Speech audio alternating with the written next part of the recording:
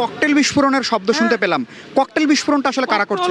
Cocktail বিস্ফোরণটা যখন ওদেরকে ওরাও দিয়ে চলে যাওয়ার পরে আমরা হলের সামনে ছিলাম, সাধারণ স্টুডেন্টরা, ওরা ওই দিক থেকে অতর্কিতভাবে এই যে ঢাকা মহানগরের বিভিন্ন সেক্টর থেকে ওরা ফোন দিয়ে পোলাপাইন নিয়ে আসছে।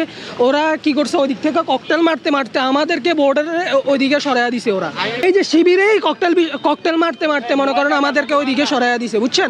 আমাদের পরীক্ষা দেখেন, আমাদের মনে করেন হামলা করার মতো কোনো ইন্টেনশনই না, আমরা পড়ালেখার ভিতরে আছি সবাই, তো হুট করে ওরা এই যে অতর্কিত হামলা। কি পরীক্ষা চলে? আমাদের অনার্স থার্ড ইয়ারের ইয়ার ফাইনাল পরীক্ষা চলতেছে।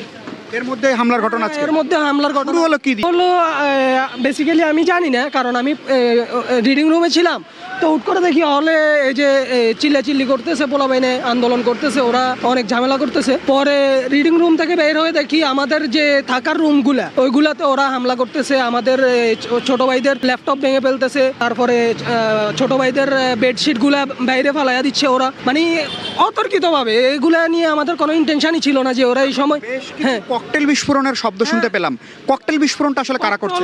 ককটেল বিস্ফোরণটা যখন ওদেরকে ওরাও দিয়ে চলে যাওয়ার পরে আমরা হলের সামনে ছিলাম, সাধারণ স্টুডেন্টরা, ওরা ওই দিক থেকে অতর্কিতভাবে এই যে ঢাকা মহানগরের বিভিন্ন সেক্টর থেকে ওরা ফোন দিয়ে পোলাপাইন নিয়ে আসছে।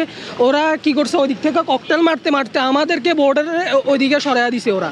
হ্যাঁ হ্যাঁ, জি।